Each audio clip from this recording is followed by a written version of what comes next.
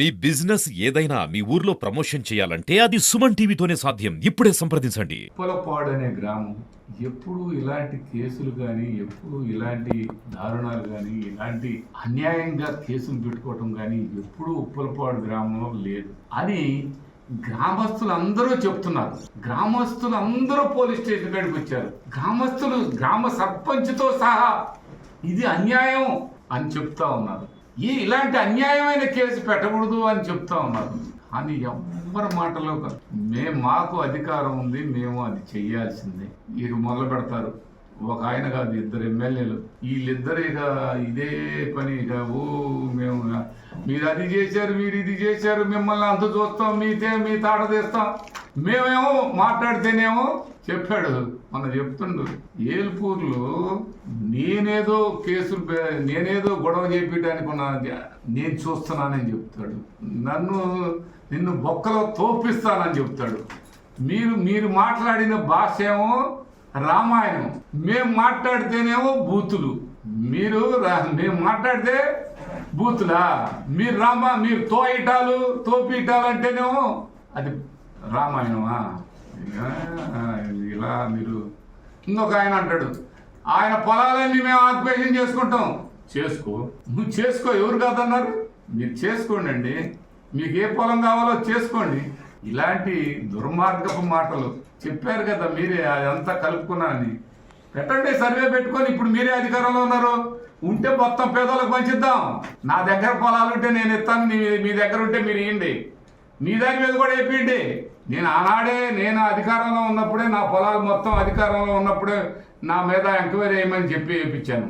ఇప్పుడు కూడా మీరు వేయించుకోండి. ఇదే ఆంజనేయులు గారి పొలంలోనే నేను పొలం కొన్నాను.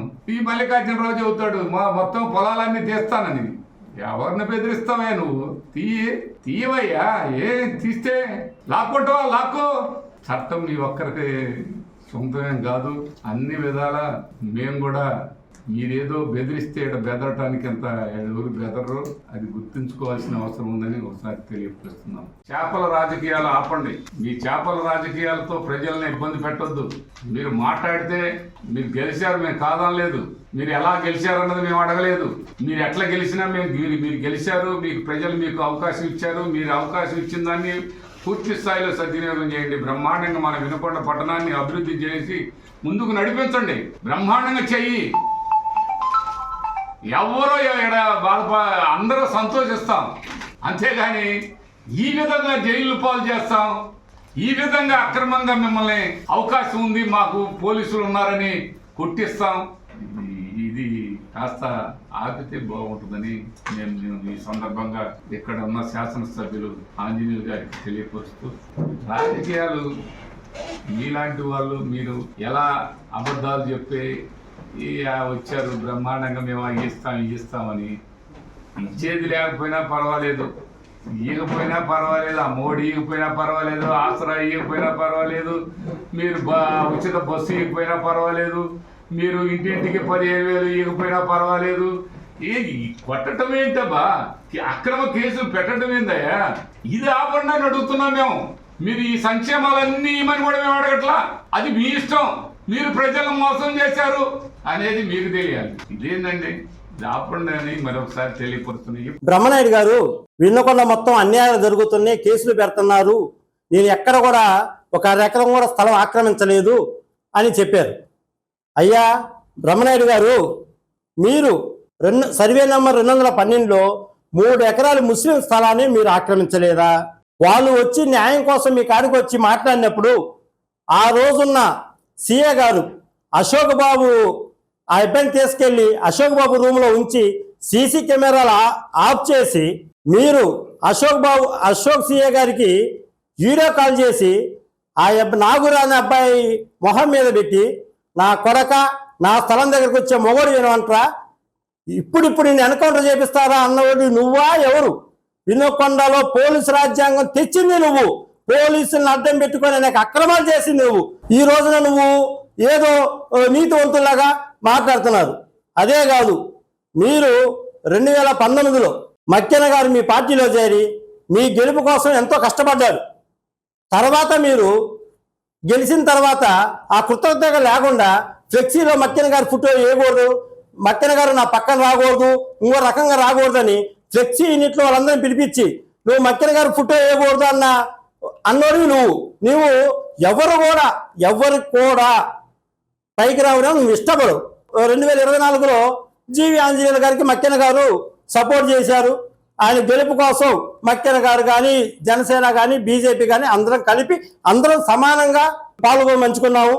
ఆ కృతజ్ఞతతో స్నేహం చేస్తే ఎలాగ ఉండాలి అంటే అతని గెలుపు కోసం కష్టపడ్డాడు కాబట్టి ఏ ఫ్లెక్సీలైనా ఎక్కడైనా ఏదైనా సరే మక్కెన గారిని పెట్టుకుని తిరుగుతున్నారు. 2 ఎమ్మెల్యేలు. అవును, 2 ఎమ్మెల్యేలే. ఒక అతనేమో మాజీ ఎమ్మెల్యే, ఒక అతను ప్రస్తుత ఎమ్మెల్యే. దాన్ని కూడా ఎటకారంగా మాట్లాడతా ఎటకారం తగ్గించుకోండి బ్రహ్మనాయుడు గారు. మీరు మక్కెన గారి మీద విషం కక్కుతున్నారు. మీరు ఎప్పుడు కూడా ఆంజనేయులు గారితో పోటీ పెట్టుకోమాకండి. ఆంజనేయులు గారికి మీకు నక్కకి నాగలోకనంత తేడా ఉంటుంది. ఈ రోజున మన రాష్ట్రంలోనే నీతిగా ఉండే ఎమ్మెల్యే ఎవరంటే ఒక జీవి ఆంజనేయులు గారని ప్రతి ఒక్కరు చెప్తారు. ఎవరి దగ్గర కూడా కమిషన్ తీసుకోవడం కానీ, ఎవరి దగ్గర కూడా ఒక ఇది లేని ఒక ఎమ్మెల్యే మీలాగా పొలాలు ఆక్రమించుకోరాలు, మీ కాడికి వచ్చి అయ్యా మా పొలం ఆక్రమించుకున్నారంటే వాడికొద్దు నాకొద్దు ఇచ్చుకొని నాకు రాసి పెట్టారే మీలాంటి మనిషి అయితే జీవి ఆంజనేయులు కాదు. జీవి ఆంజనేయులు గారు మక్కెన గారిని ఎలా చూస్తారో, ఆయన గెలుపులో కృషి చేసిన మక్కెన గారిని ఎలా చూస్తారో, జనసేన వాళ్ళని అలాగే చూస్తున్నాడు, బీజేపీ వాళ్ళని అలా చూస్తున్నాడు. అది అతని మంచితనంతో మీరు పోల్చుకోమాకండి. ఆయన ఎక్కడ కూడా గూండాయిజానికి కానీ దేనికి కానీ ఆయన స్పందించడు. ఒకటే చెప్తాడు, లా అండ్ ఆర్డర్ ఉండాలా, ఎవరు కూడా అధికారాన్ని అడ్డం పెట్టుకొని తప్పుడు పనులు చేయడం లేదని మా అందరికి ఎన్నోసార్లు చెప్పాడు. ఎక్కడ మీటింగ్ జరిగినా, ఏ కాన్ఫరెన్స్ కాల్ జరిగినా మన జీవి ఆంజనేయులు గారు ఎవరు కడుపు కొట్టే వ్యక్తి కాదు. కడుపు కొట్టడాలు, కుట్రాలు చేయడాలు ఎవరైనా సరే బొల్లా బ్రహ్మనాయుడు గారి తర్వాతే. మీరు మక్కెన గారిని ఇబ్బంది పెట్టడానికి, ఆయన ఆర్థికంగా ఇబ్బంది పెట్టడానికి మీరు ముఖ్యలపాలలో ప్రసాద్ అనే ప్రెసిడెంట్ చేత ఎప్పటి నుంచో మక్కెన గారు అక్కడ చెరువు వేసుకుంటున్నాడు. చెరువు వేసుకుంటుంటే వాళ్ళందరూ బామర్తుల్లాగా అన్నదమ్ముల్లాగా మక్కెన గారితో మెమెక్కివారు. అలాంటి మక్కెన గారికి ఆ చెరువు వద్దని ప్రెసిడెంట్ ప్రసాద్ నువ్వు లొంగ తీసుకొని అతని చేత ఆ చెరువు అతను కాకుండా ప్రసాద్ చేత వేయించుకున్నావు, బాగానే ఉంది. తర్వాత పట్టే టయానికి చెరువు పట్టి దాదాపు ₹1 సరుకుంటే చెరువు పట్టే టయానికి ఆ ప్రసాద్ అనే వ్యక్తి జనసేనలో చేరుతున్నారని తెలుసుకొని ఆ చేపలు పట్టకుండా, అంటే ₹1 లాస్ చేయాలన్నావు. నీ ఉద్దేశం వినకొండలో ఎవరు కూడా ₹1 సంపాదించుకోకూడదు. చేపలు ఏమన్నీ నువ్వే, చేపలు పట్టకుండా అడ్డుకొని నువ్వే. నీలాంటి కుట్రగాడు ఇంకొకటి ఎవరు కూడా వినకొండ నియోజకవర్గం రాకూడదని జనసేన తరపున కోరుకుంటున్నాం. నీ మొత్తం కుట్రాలే తప్పితే ఆంజనేయులు గారు ఉదయం 10ంటికి వచ్చి నైట్ 2 దాకా కార్యకర్తలతో ఇప్పటి కూడా కార్యకర్తల అందరూ అయిపోయేదాకా ప్రతి ఒక్కరితో నువ్వు ఎవరితోనో మాట్లాడావా బ్రహ్మనాయుడు గారు? నువ్వు ఎప్పుడైనా ఎవరితోనో మాట్లాడావా? అసలు మీకు ఆంజనేయులు గారికి కొంత వద్దు. మీరు ఆంజనేయ గారి ముందర దేంట్లో పనికిరాదు. మీరు ముందర ముఖ్యంగా మన మక్కెన మల్లికార్జునరావు గారు ఉన్నారు. మక్కెన మల్లికార్జునరావు గారు 2004లో ఎమ్మెల్యేగా గెలిచిన తర్వాత ఏనుగుపాలెం బ్రిడ్జి కట్టించాడు. మంది మేజర్ పంచాయతీ అయితే ఈ పంచాయతీని మున్సిపాలిటీ చేసింది మక్కెన మల్లికార్జున గారు. మున్సిపాలిటీ చేసి బీసీ వర్గానికి చెందిన గుంటకల ప్రసాద్ గారిని మున్సిపల్ చైర్మన్ చేసి అతనే చైర్మన్. కానీ మీరు మన దస్తగిరి గారిని చైర్మన్ చేశారు. ఏ రోజైనా చైర్మన్ గా చూశారండి? ఏ రోజైనా అతను వినుకున్న మొదటి పౌరులు మీరు ఎప్పుడైనా చూసారా? నిన్న మీరు ప్రెస్ మీట్ పెడితే ఆయన ఎందుకు రాలేదు? ఆయన ఎన్ని ఇబ్బందులు పెట్టావు నువ్వు. అసలు ఎవరినైనా సరే, ఒక చైర్మన్ అయినా సరే, లేకపోతే మార్కెట్ యార్డ్ చైర్మన్ అయినా సరే, ఎవరినైనా సరే మీరు ఎప్పుడైనా చూసారా? ముఖ్యంగా మన ఈ మధ్య ఎక్కడో కాపులకి ఏదో చేశాను, ఏదో చెందాను అన్నారంట. ఏం చేశారు మీరు కాపులకి చెప్పండి? కాపులకి 2004లో మక్కెన మల్లికార్జునరావు గారు చంద్రా నారాయణ గారిని జెడ్పీటీసీ చేశారు. తర్వాత 2014లో జీవి ఆంజనేయులు గారు మాధవ రంజిని మార్కెట్ యార్డ్ చేశారు. మీరేం చేశారు? రాయల్ని చిరంజీవి గారిని మోసం చేశారు. మీరు ఆ రోజున చిరంజీవి గారు మీ మీద నమ్మకంతో రైతు రాజ్యం అధ్యక్షులు అందరూ వద్దంటున్నా కానీ మీకు ఇచ్చారు.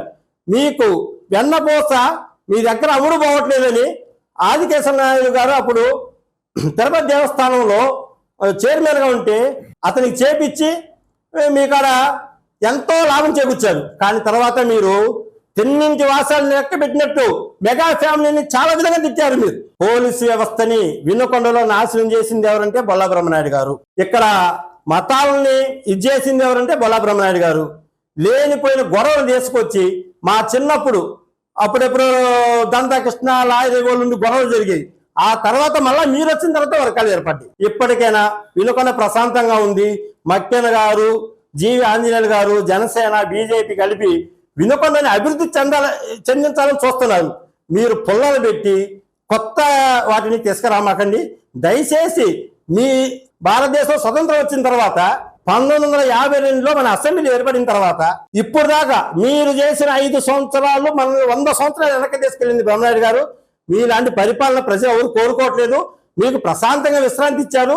మీరు ఇళ్లలోనే కూర్చోండి. మిమ్మల్ని నమ్ముకున్న కార్యకర్తలను కూడా వదిలేశారు. మీరు మళ్ళా ఇక్కడికి వచ్చి ఏదో వచ్చాను మైకులో మాట్లాడమాకండి. ఇప్పటికైనా మీరు కొన్ని తెలుసుకొని మీ రౌడీజాన్ని పూర్తిగా నిర్మూలించడానికి జీవి ఆంజనేయులు గారు కంకణం కట్టుకొని ఉన్నారు. వినుకొండలో గంజాయి లేకుండా, బెల్ట్ షాపులు లేకుండా చేయడానికి జీవి ఆంజనేయులు కంకణం కట్టుకొని ఉన్నారు. మీరు కొంచెం తగ్గించి మాట్లాడితే బాగుంటుందని కోరుకుంటున్నాం.